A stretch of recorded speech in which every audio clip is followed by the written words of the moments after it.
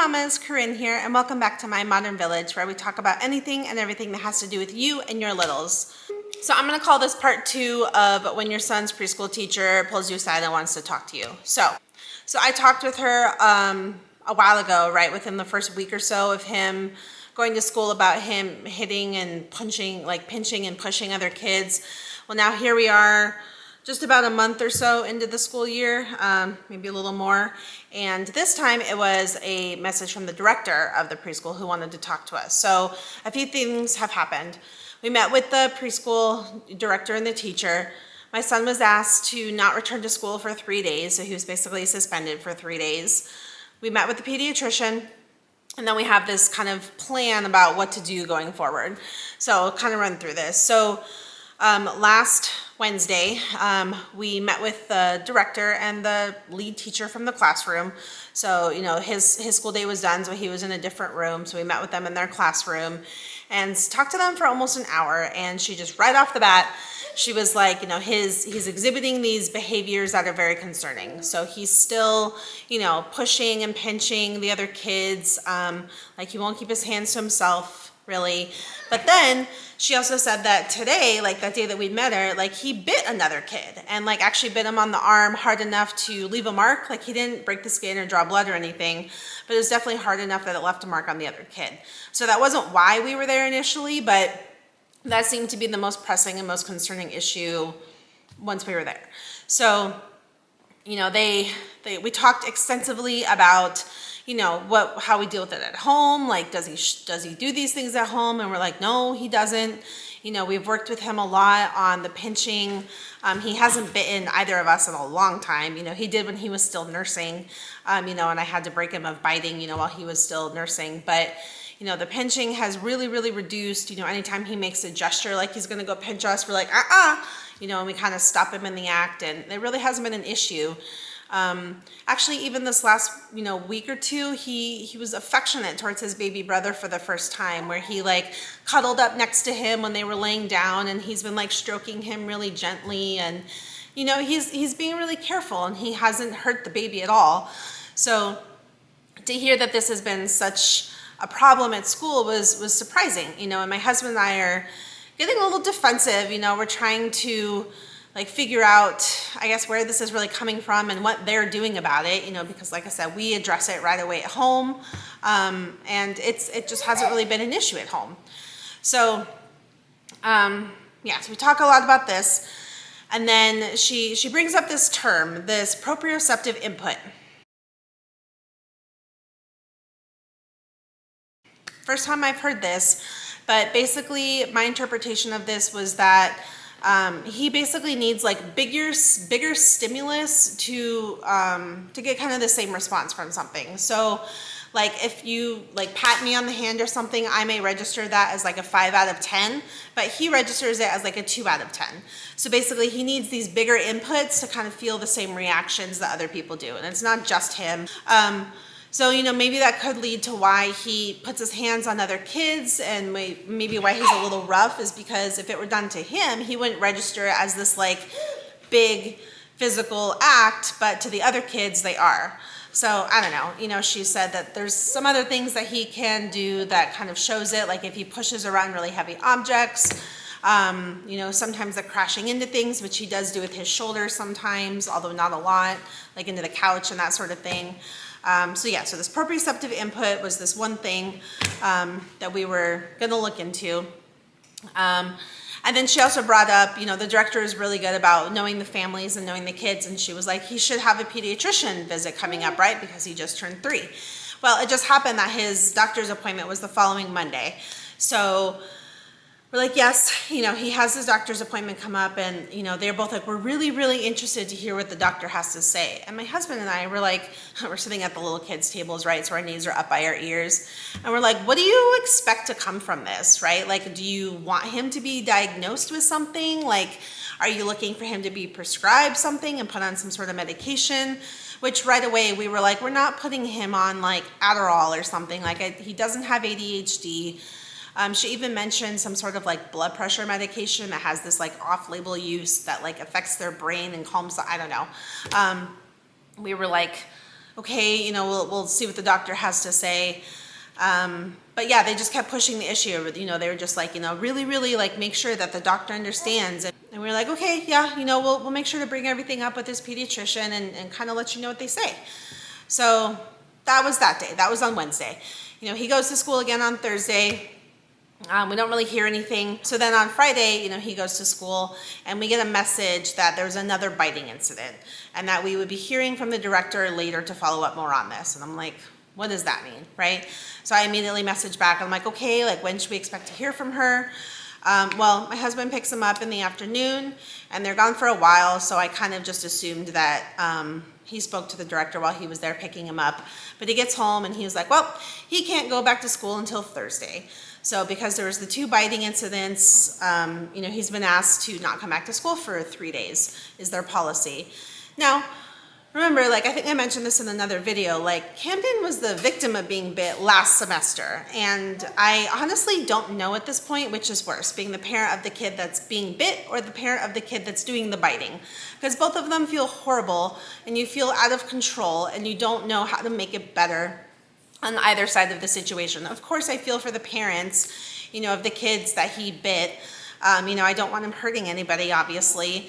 But on the other hand, like, it's it's hard for me too because like they just keep saying like he's not a bad kid, he's not a bad kid. I'm like, I know he's not a bad kid. He's a great kid. He's happy and he's loving and he's intelligent and he's, all of these things.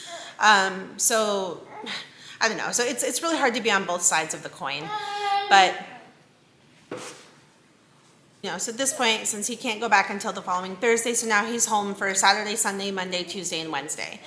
And they said in the meeting too that, he gets really, really excited and that's kind of when he puts his hands on the other kids.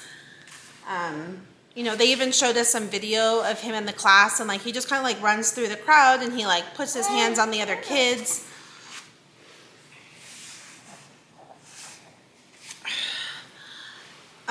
Nothing is malicious or, really violent even. Like it almost just doesn't seem like he realizes what he's doing is something that is wrong or maybe not preferred. So, yeah, we're like, okay, well, we understand he needs to learn to keep his hands to himself. So he's supposed to be home for 5 days in a row, which we're concerned about too, because we're like, he loves school. And if he's home for 5 days in a row, he's just going to be way more excited by the time he finally gets to go back. So then they bring up, what we're going to do about it. So they mentioned we could get like a one-on-one teacher's aide basically, where like we pay for somebody to like to be in the classroom as extra help for like one-on-one support. And we're like, okay, if that's what he needs, of course we'll do that. So at this point, we're really just kind of waiting to hear back from the director to see if that's can all be put in place and how much it costs and kind of all those details too. So that was on Friday. So then Monday, we have his pediatrician appointment and we talked to the doctor and I'm so grateful. She spent like an hour with us, just kind of going over all the details and all the examples and just kind of talking through everything. And her big conclusion was he's a 3-year-old boy.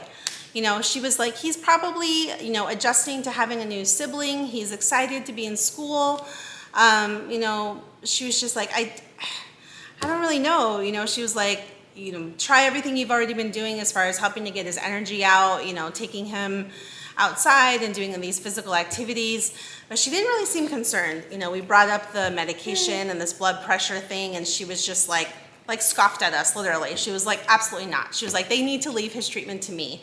So I was very grateful that she was not on board with medicating my 3-year-old, which I don't think I would have done anyways, unless there was something like really medically wrong with him. But he's just a normal 3-year-old boy and he just needs to learn how to be social and interact with other kids. And I think that's one of the things you're supposed to learn at school, right?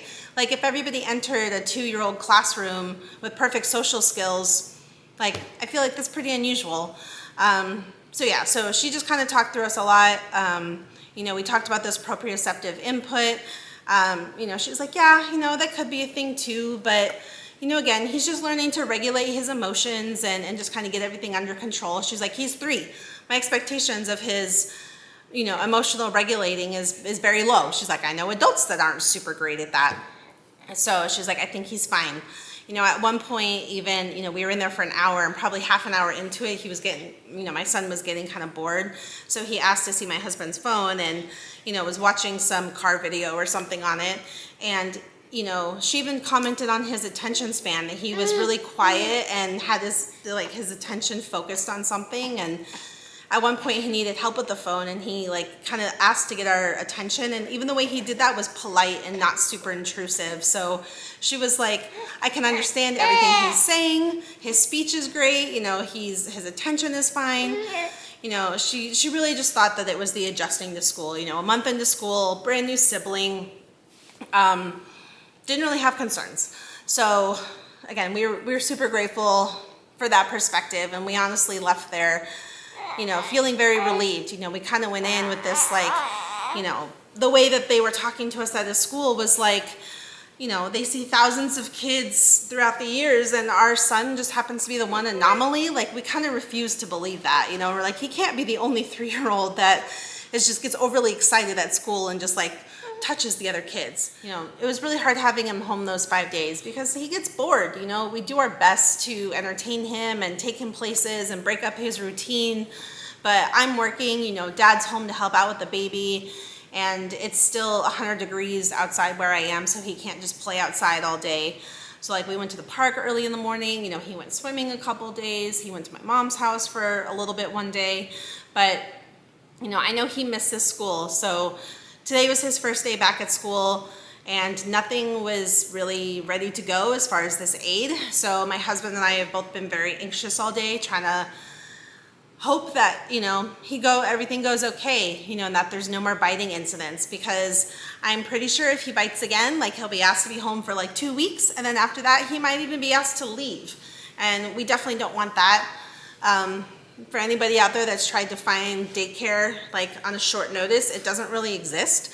You know, almost everywhere has like a year waiting list. It's hard to get in places. This one was, and we really like it there. Like, we like the structure, and we like everything it provides to him. So it's been hard having him home, and it's been a lot of anxiety, you know, trying to figure out how we can best help him and help support him. We're still waiting to hear this final plan for getting him some extra help in the classroom. So hopefully we get that soon, and he's got that going for next week. But yeah, it's hard. This was definitely it's a first for us because it's our first kid, but we haven't had a lot of our friends tell us that this was a big issue. And even when I've talked to some coworkers that have little kids, like, oh yeah, kids bite, kids push. Like, I don't know if it's the school's policy is extra strict, or if it really is that big of a concern. So moms, if you've dealt with this or gone through something similar on either side of it, let me know. Let me know how you dealt with it. Let me know how they got through it, kind of what the outcome of it was too. This proprioceptive input, if you have any experience with that, I would love to hear about it. Like I said, we're still doing research on our end and everything too. No, but this sounds like it's going to be a little bit of a journey, so there may be a part 3 to this as well. So make sure to subscribe so you don't miss the next video on this topic. Grab my email newsletter down below for any other updates and articles as well. And I'll see you next time.